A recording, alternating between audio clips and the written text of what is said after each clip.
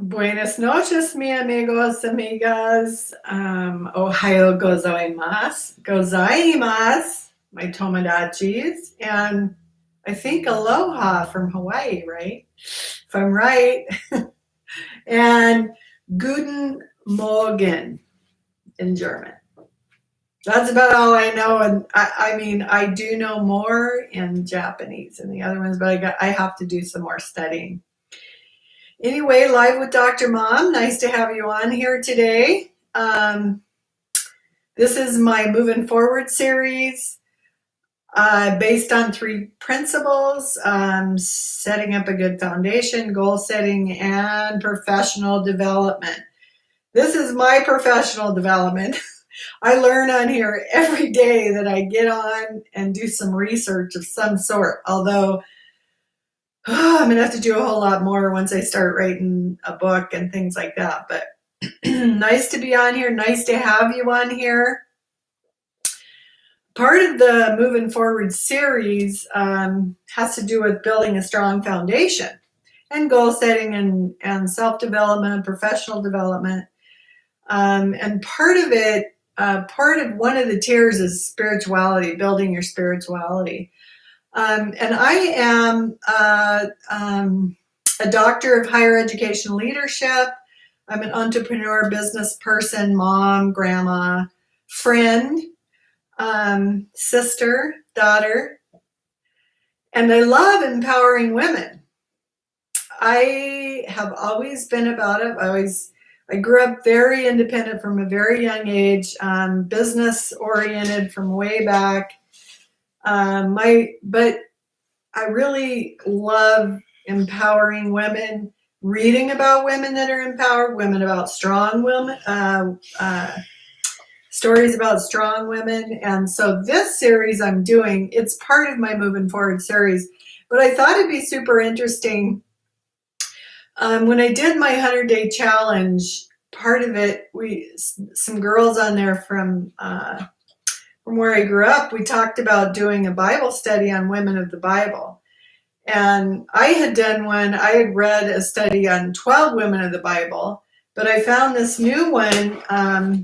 It's 52 women, stories of women of the Bible. And so I'm like, oh my gosh, how awesome. I love studying the stories because to me, these women were super strong. And I feel like they're our ancestors. If you believe that, you might not believe that. I do. I'm a Christian. I wasn't always a Christian though, and I didn't always have a strong foundation. So I'm on here to help other ones build a strong foundation. And part of the journey is spirituality.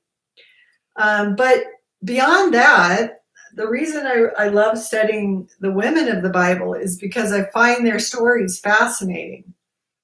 And I feel like each one of us could identify with one of the women in the Bible. And there's been several times that I have been able to identify with Sarah, who we're doing today. Yesterday we did Eve. And hopefully I'm doing enough research to sort of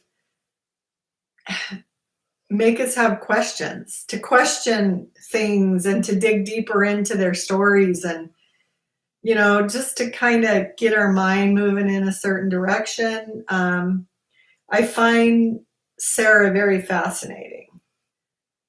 Oftentimes in my own life, I've went through things where I'm just probably one of the biggest was when my husband passed away, which has been about 5.5 years ago. I found myself relating very well to Sarah because I was going through some scary stuff. A lot of Sarah's story reminds me of when you doubt what God's going to do in your life, especially at an older age. So Sarah was 90 when God revealed to her that she was going to have a baby after all this time. And she waited. That's a long time. Now, maybe for her, it wasn't as long. Maybe she was about our age. I don't know. They lived a lot longer in those age. But for whatever it was, Sarah laughed about it. So she must have been at an older age as well. And that's the same thing with me. Like, I'm like, oh, I don't like being single at this age.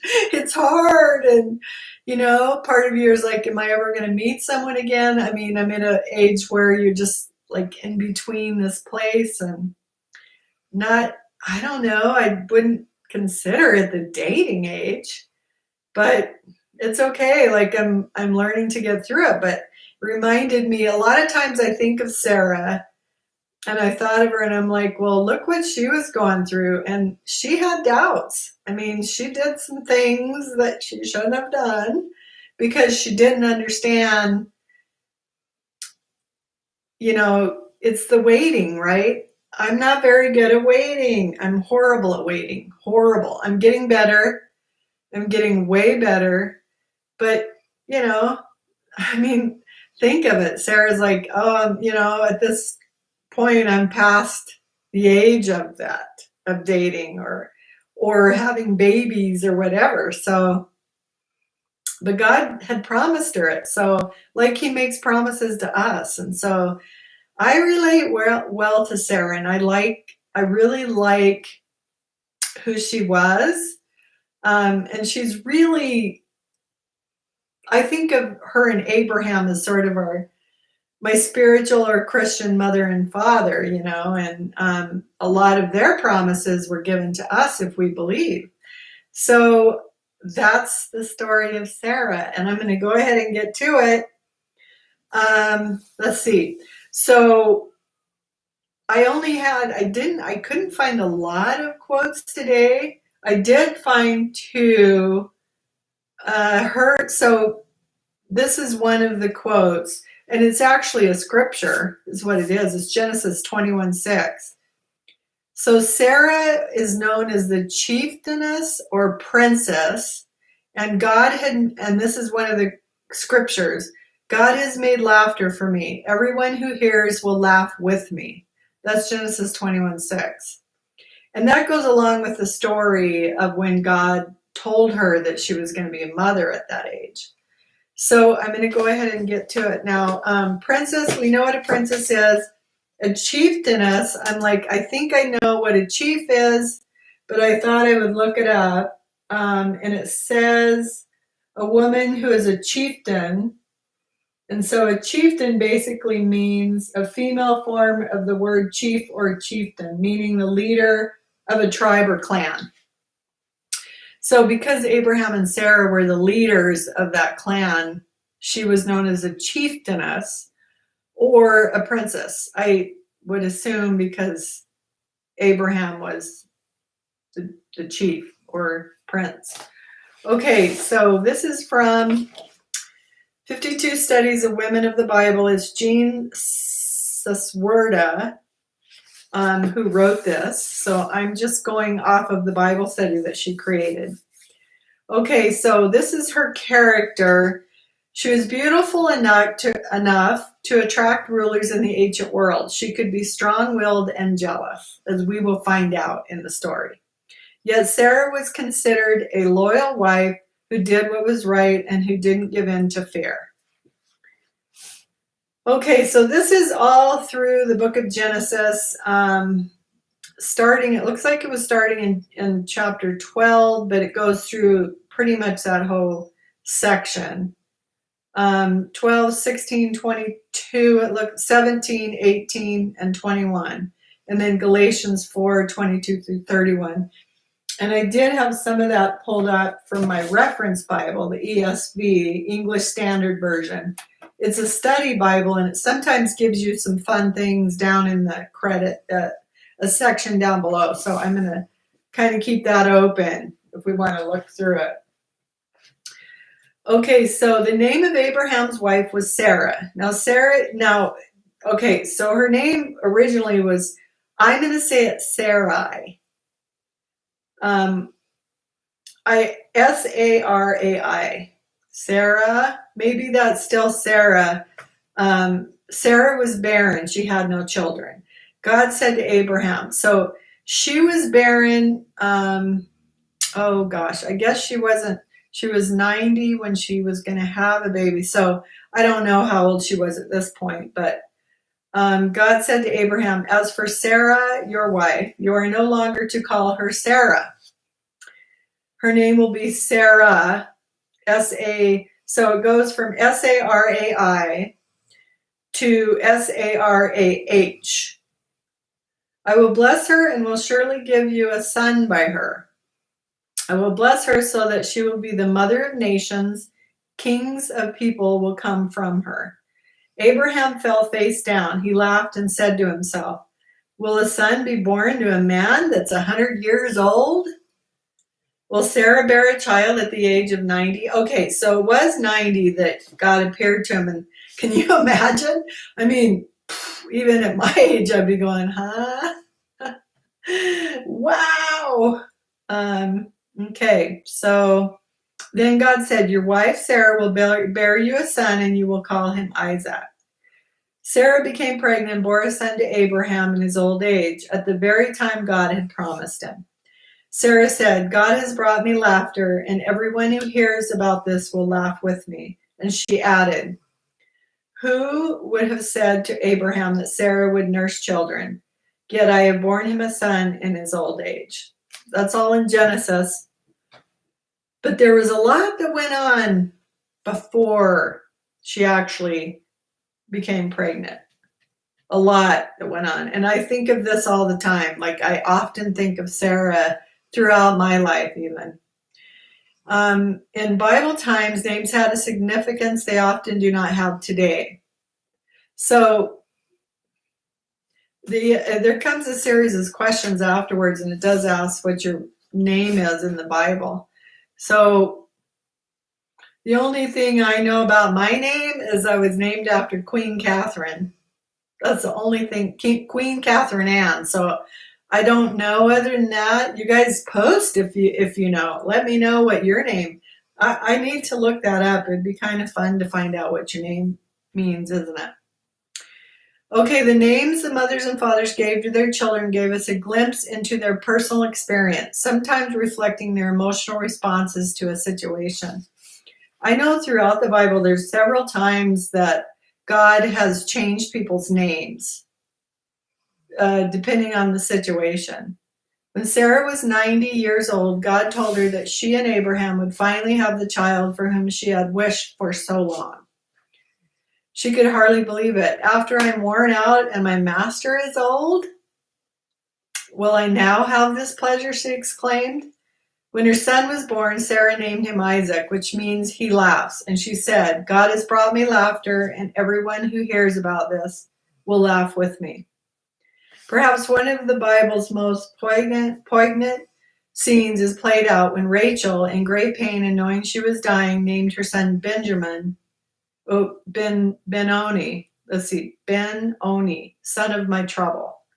But Jacob, the child's father, loving this little one off, even in his sorrow, renamed him Benjamin. See, that's the time, son of my right hand. So back then, their names always meant something significant. When Hannah's son was born, she named him Samuel, which sounds like the Hebrew for heard of God, but because God had heard her cries for a child. Many of the Old Testament prophets had names that spoke of their mission. Isaiah's name meant the Lord saves. Obadiah's name meant servant of the Lord. Nahum's name meant comfort, and Malachi's name meant my messenger. Throughout Scripture, God gives to his people names that offer a picture of their significance and worth to him. We are his treasured possessions. Exodus and Malachi, the people of his inheritance, Deuteronomy 4:20, and sons of the living God. We are his friends, John 15:15. No matter what our given name, God knows it. In love, he calls us to him by our names, and we belong to him. That's in Isaiah. Okay, so I was hoping in here it would talk about how Sarah actually doubted she was going to have kids, and then she gave her maidservant servant to her husband and brought all kinds of stuff because she didn't believe that God's promise was going to come true. Let's see. I'm going to go ahead to this other page I have and see if we can get that out of it. Okay, so Sarah's the only woman in the Bible whose name was changed by God. Oh, that's interesting. I didn't realize that. She was first called Sarah, meaning my princess, but God changed her name to Sarah, signifying princess to all. Okay. The name change was, and I bless her and also give you Abraham a son by her. Then I will bless her, and she will be a mother of nation. Kings of people shall be from her. Now, I'm pretty sure this is pretty significant too, and something I always found very fascinating. If you read through the Old Testament all the way up to when Christ was born, you'll see that God protected a certain lineage, and they basically had to be pure where Jesus came from, and I believe David was part of it. But so it started with Abraham and Sarah, and then this lineage was actually protected to a certain extent by God because he knew Christ was coming from that lineage. Let's see. Sarah was blessed by God to become a royal princess. She would be a mother of nations to come. She would also be a mother of kings of peoples. Royal lineages would come from her. She would be the mother of the royal line of King David, from which the Savior would come. Sarah was promised a son, and his name was to be called Isaac. God would establish his covenant with him, and he did with Abraham, as he did with Abraham, for an everlasting covenant. And God would also establish his covenant with the descendants of Isaac. And I believe God does that today. That you can, by your actions and by your faithfulness, your lineage can be blessed as well. Sarah was promised a son. Okay, so let's see. Notice what God said to Isaac in Genesis 26:3-4. Dwell in this land, and I will be with you and bless you. For to you and your descendants I give all these lands, and I will perform the oath which I swore to Abraham your father. And I will make your descendants multiply as the stars of heaven. I will give to your descendants all these lands, and in your seed all the nations of the earth shall be blessed. That promised seed was Jesus Christ. So Sarah's faith. Sarah had been unable to have children for many years. She decided to give, this was where I feel like she messed up a little bit, and I mean, it's hard, right? So she had probably been waiting for years to have children, and she just finally gave up and gave her handmaid Hagar to her husband in order to obtain children by her. This was not how God intended to give Abraham and Sarah an heir, but was a mistake from which they learned to more fully trust in God, which we all make mistakes. Wow. I mean, honestly. But we can learn from their mistakes by not giving in to certain temptations that we know we shouldn't. Once Hagar had Ishmael, Abraham's first son, Hagar despised Sarah. In return, Sarah dealt harshly with her handmaiden. I mean, can you imagine? Sarah wanted to have a baby and then gave her handmaid, who's probably much younger, to her husband, had a baby. I mean, and then I'm sure he loved him. So there was got to be all kinds of jealousy. I don't know how they did that. So Sarah was jealous, and so she dealt harshly. Who knows? Maybe Hagar was a little bit haughty too. Maybe she flaunted a little bit, Years passed. Ishmael grew and had a relationship with his father, which is understandable. And still Sarah remained childless. Finally, when she was 9 years old, God again promised her a son. So he had evidently promised her a son years before that. At first she laughed. This is the one I thought, I mean, what do you think? If, honestly, I mean, even at my age where I'm at, I'm like, I know God promised me the best of my life now. We get the promises, but I'm like, why am this age am I just now getting my career going and dating? and so you think, oh, I just don't see it. So like you're of course I understand why she laughed. She kind of went, what? Okay, so God told Abraham, I will certainly return to you according to the time of life, and behold, Sarah your wife shall have a son. Sarah was listening in the tent door which was behind him. I mean, that would be crazy, but it's like God always, in my opinion, the things that I have read, there are always certain miracles that happen that you're just sort of like, that has to be from God. There's no other explanation. Therefore, Sarah laughed within herself, saying, after I have grown old, shall I have pleasure in my Lord also being old also? And the Lord said to Abraham, why did Sarah laugh, saying, shall I surely bear a child since I am old? The next sentence is most profound. Is anything too hard for the Lord? God can do anything. God is not hindered by physical limits. God can do anything. God is not hindered by, He transcends all things, and that is why he dogmatically stated, at the appointed time, I will return to you, according to the time of life, and Sarah shall have a son. In spite of the initial laugh, Sarah came to truly believe God could and would do what he said. By faith, Sarah herself also received strength to conceive seed, and she bore a child when she was past the age. That'd be like me having a child. Wow, that'd be crazy. Because she judged him faithful who had promised. Therefore, from one man, and him as good as dead, were born as many as the stars in multitude, innumerable as the sand which is on the shore. That's in Hebrews. One act of believing faith can have long-lasting ramifications. From Sarah's son Isaac came countless multitudes and nations and kings. So Sarah in the Bible is a symbol of the new covenant. The Apostle Paul refers to Sarah as the free woman in Galatians 4. What did he mean by that? In the early years of Isaac's life, he was scoffed at by Hagar's son Ishmael. So remember, Hagar was the handmaiden that Sarah gave to her husband Abraham to have a son.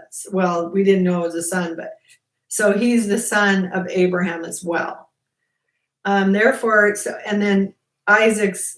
This is the early years of Isaac's life. So they're really brothers by Abraham, right? Therefore, she said to Abraham, "Cast out this bondwoman Hagar and her son Ishmael. For the son of this bondwoman shall not be heir with my son, namely with Isaac."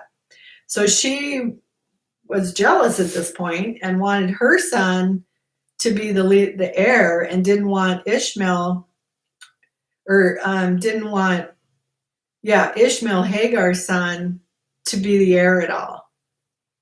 And honestly, he was really the firstborn by Abraham, but not by Abraham and Sarah. So God told Abraham to listen to Sarah. Paul used the situation as symbolic of the spiritual inheritance God offers. So God's promise was not fulfilled by Abraham and Sarah's efforts or their plan to have a child through Hagar. But by a miracle, God gave Abraham his promised heir through Sarah.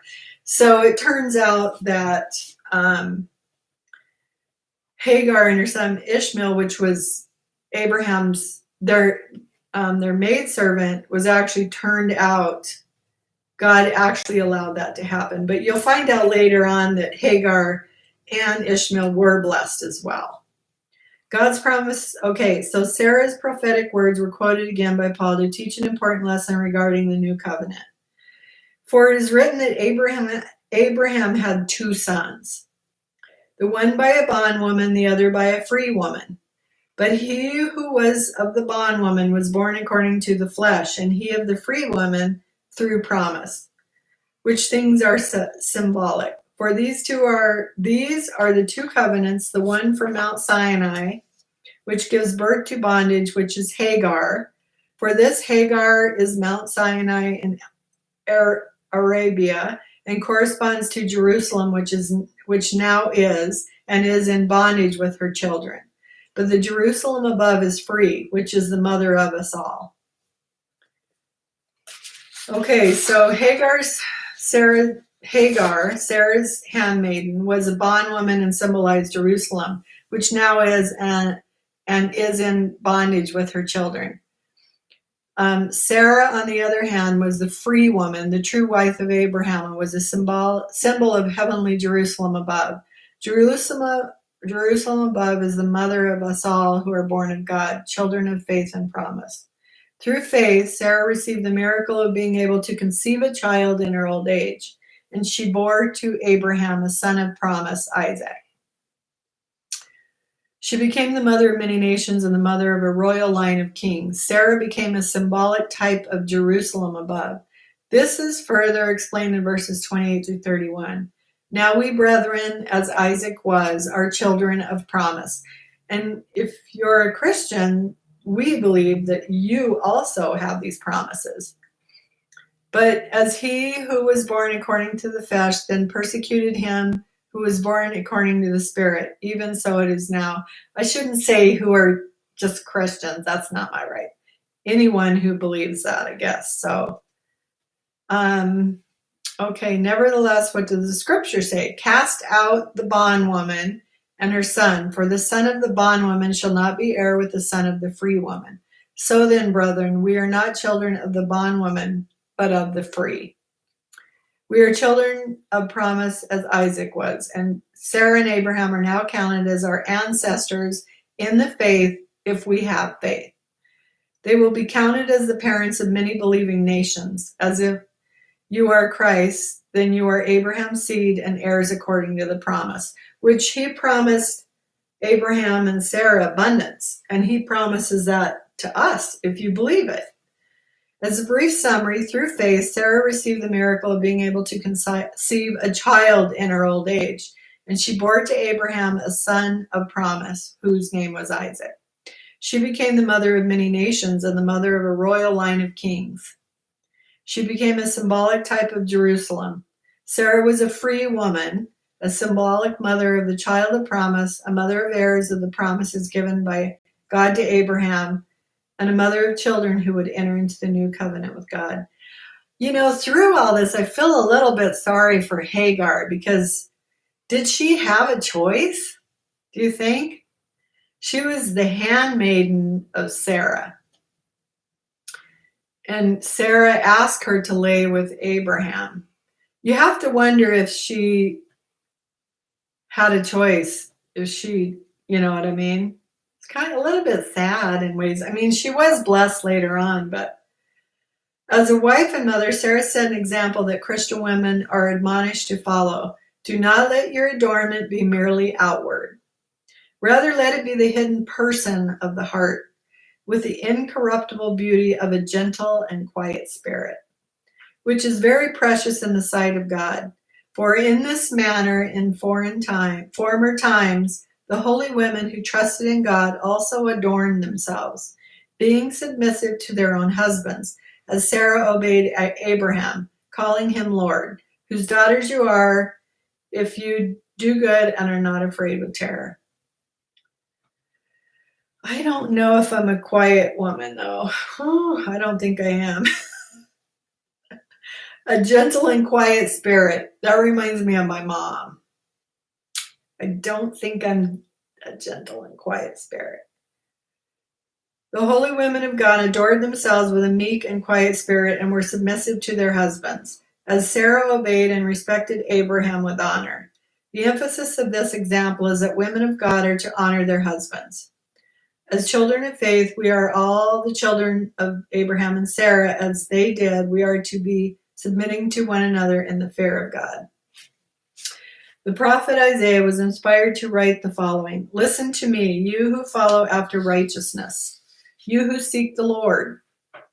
Look to the rock from which you were hewn, and to the hole of the pit from which you were dug. Look to Abraham your father and to Sarah who bore you, for I called him alone and blessed him and increased him. That's the abundance they're talking about. And I believe that if you follow Christ and are born again, that you also have that promise of abundance. I'm trying to get to, there's also a point where, and I think I have it in this other piece of the Bible, but was where they're traveling. I was trying to see if I could find it. And Sarah, I guess Sarah evidently was really, really beautiful. And like she was, even though she was 100, she looked super young. And so unfortunately, they travel through this land. Let me see where I can find it.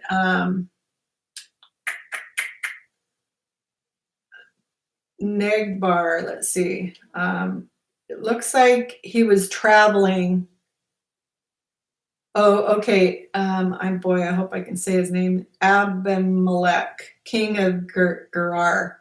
He runs into this place where they're traveling, and this king wants Sarah for his own because she's so beautiful.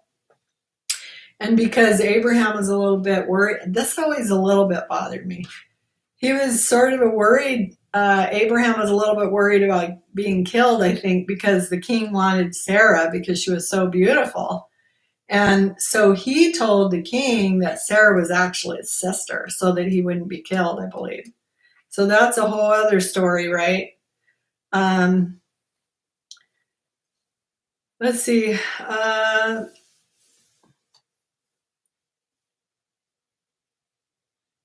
So Sarah's legacy as a woman of faith. Sarah once laughed when told that she would have a son, but her laugh was turned into a laugh of amazement, triumphed and delighted when Isaac was born. Now Abraham was 100 years old when her son Isaac was born to him. And Sarah said, God is, okay, we read that already. Let's see. Sarah is truly one of the women of faith. She came to know that no obstacle is too hard for God to overcome. Nothing is too hard for God to accomplish. That is the faith she had. Is that the faith you have? I think, like Sarah, it takes us a long time to develop the faith and it's through trials and errors, it's through getting to know God, our God, and which yours may be something else. But as we go through things and we get through them, and God brings us what we are waiting for, or in his timing. I don't really ask for things. I usually just thank him for things. Thank him for my health and my children and my blessings and my friends, and what he's doing for my future, because I give that to him. And when I do that, I feel like he blesses me richly. Okay, so let's see.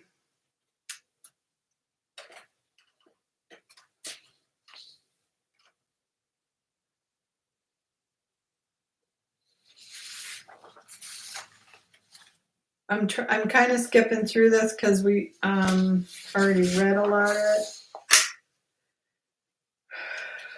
it.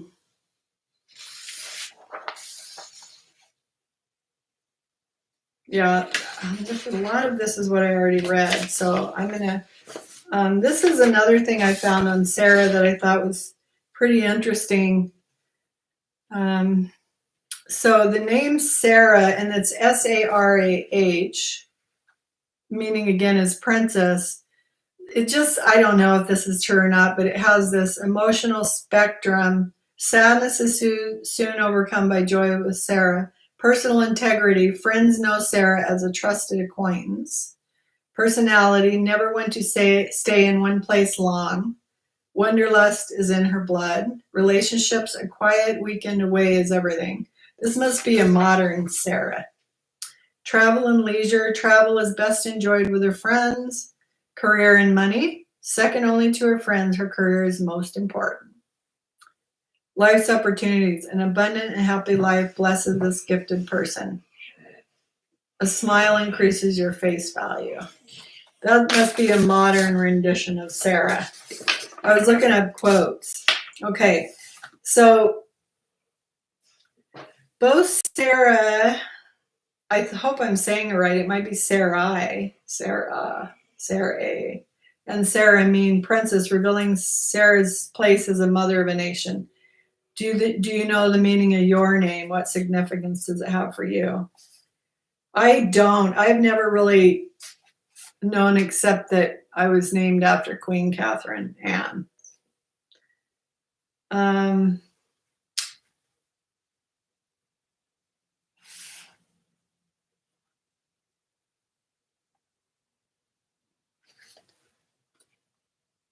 Okay, there's not a whole lot more in this part of it. Ooh, tomorrow's Hagar. Oh, so that's interesting. So we're going to read about Hagar tomorrow, which is, wow. That's a hard one. See, that's what I mean. I don't know if that was exactly her fault that she was chosen for that, but it seems like, our place is our place, right? And we go through certain things. So I was talking a little bit about how Abraham and Sarah, and this is in Genesis 20, how they're traveling, like they're traveling to another land, and where they run into, and this is evidently right after God destroyed Sodom, and Lot, which is Abraham is his uncle, and his daughters and his wife actually left the town of Sodom, but God told him not to look back at the city, and Lot's wife did, and then she was turned to a pillar, so she died there, but his daughters got out. So Abraham was traveling to a new land, and it looks like the territory of Negev, and lived between two places. So this Abimelech, king of Gerar, sent and took Sarah at that time. But then, so God came to this Gerar, this king, and told him in his dream that you're a dead man because this woman you've taken is somebody else's wife. Because Abraham had told this king that Sarah was actually his sister, not his wife. I can only guess that he was afraid he was going to be killed or something, which, gosh, you think, geez, father of our nation, someone who has huge amounts of faith and everything, and he was afraid, I would assume, of being killed. And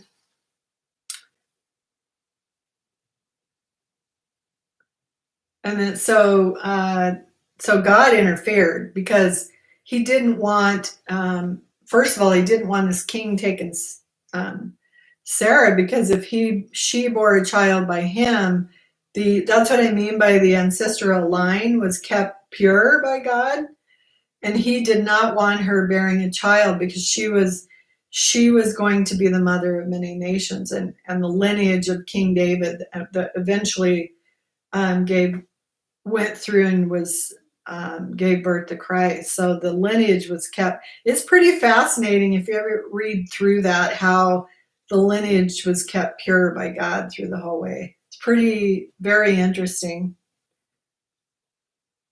Okay, so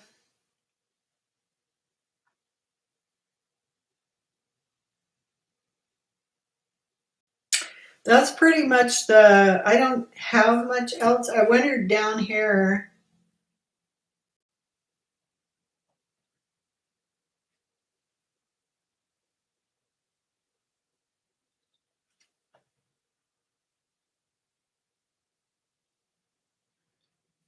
It does say down here,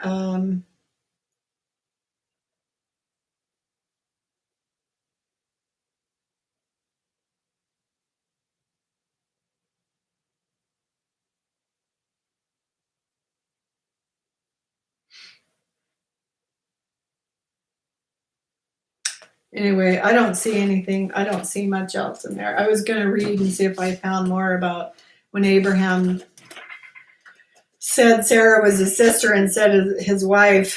How'd that make you feel if your husband did that? I mean, I feel like you kind of think he's a coward, huh? I hate to say that about Abraham, but I guess it also makes us understand that people were human. I think sometimes, for me anyway, I think back and I look or read the Bible and all those things and think even Christ, that people had superhuman abilities or super faith or, weren't like us, but they were very much like us. I mean, they doubted and feared and were cowards in certain situations. They didn't want to do things that they were supposed to do. They doubted. They made big mistakes. And so they weren't so much unlike us today. And so that's why I think we can absolutely learn from them in a lot of ways, in many, many ways. I think that's about it with Sarah. I didn't do as much research. There wasn't as much on her as Eve. I thought that was pretty interesting yesterday on Eve and all the things that we wonder about, right? So it's April 20th already. Yeesh. Do not be afraid, for I am with you. Hear me saying, peace, be still. To your restless heart. No matter what happens, I will never leave you or forsake you. Let this assurance soak into your mind and heart until you overflow with joy. Though the earth give way and the mountains fall into the heart of the sea, you need not fear. The media relentlessly proclaim bad news for breakfast, lunch, and dinner. I don't watch the news anymore. A steady diet of their fare will sicken you. Instead of focusing on fickle, ever-changing news broadcasts, turn into the living word, the one who is always the same. Let Scripture saturate your mind and heart, and you will walk steadily along the path of life. Even though you don't know what will happen tomorrow, you can be absolutely sure of your ultimate destination. I hold you by your right hand, and afterward I will take you into glory. That's in Mark 4:39, Deuteronomy 31:6, Psalms, and Psalms 46. So, I mean, it's very interesting looking back at, these times and what Sarah was going through, and even Hagar. And in many times, men had 3 or 4 wives. I don't think I'd be very good with that. Can you imagine how hard that must have been? I mean, there was a point where God wanted the earth to be populated, and so you needed to have 3 or 4 wives and like thousands of children.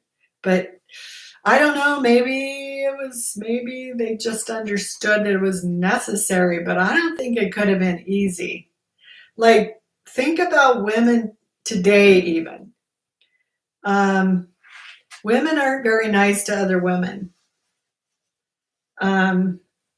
It's like they don't talk to you sometimes, or I don't know, there's just always this thing. And so can you imagine? Especially an alpha woman, which I feel like I kind of am. That would be hard for me. I don't know. I'm not very good at sharing that capacity, which we're not supposed to anyway. But so what was life lesson? What was lessons from Sarah? Stay in faith. Keep the faith. God promised you abundant life, abundance in all ways, blessings and financial abundance and health abundance, and the most that you can be in this life. That's why it's so good to have a strong foundation and to develop your spirituality. One of the things I'm doing is I am meditating now. I have an app, and I forget it every day. Let's see if I can find it. Can't get my phone open. It is called Headspace. You go on it, you just download it, it's in your phone, your app's phone if you have an iPhone. And I have been listening to the one on sleep. So I think the one last night, it was called Meandering Stream, and it's 45 minutes. I have not made it through the whole podcast, the whole thing, the whole meditation. It's really good. Started out with showing you how to breathe. But and your mind does wonder, but the more you do it, the more you start, it's pretty cool because like it starts out with your breathing, teaches you how to breathe, and then it goes back to really just concentrating on what's happening inside your body and getting in tune with yourself. And it's got really good, I think the effects were a stream running in the background, and um, it's really good, and it puts me right to sleep. Man, I've been sleeping so steady with doing this. I've listened to it. I try to do it every night. I've probably made it 20 minutes through most of them. And there's a couple different ones. Let me see if I could find, let's see. Northwest Rainforest. There's a lot of them. There's sleep music, soundscape, sleep radio. Then there's just basic meditations, mindful intentions, SOS for times when you really need a break.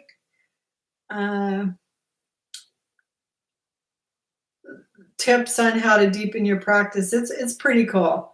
So it's free for a couple weeks, and then I think it's $69. I am gonna go ahead and get it. It's a yearly subscription. It's really good. I really like it. Oh, it looks like there's even sleep radio. That's pretty cool. 8 hours. I don't think I'll do that, but I think meditation is important. Only because we are so we want to try and be mindful, live in the moment. I'm a kind of person that is always planning my future out, always busy. Oh, we got this and this to do. And I feel like meditating is calming yourself and trying to live more in the moment instead of trying to plan everything and be so busy. Because this life, this life goes so fast. Before you know it, it's going to be gone. And so we need to slow things down, enjoy our blessings right now because we all have them. We have an abundance of blessings because we are Sarah's daughter and Abraham's daughter.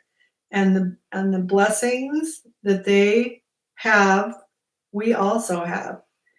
So I don't know. That's one way that I'm kind of moving forward in my journey for a deeper foundation. And I think it would be good so my goal right now is to do one meditation a day. Well, to keep doing it, but at least do one a day. So far, I've only been doing them at night, right at bedtime. I haven't been doing them during the day at all, but it's probably anywhere from 15 to 45 minutes. And it's really quite profound. Now, I heard this other gentleman, because I watch YouTube a lot. I watch to see what other people are doing to move forward and to deepen their spirituality and their foundation. And this one gentleman said, I guess there's retreats you can go on, which I think would be pretty awesome. And it's like complete, I don't know. He talked about they meditate for 6 days straight.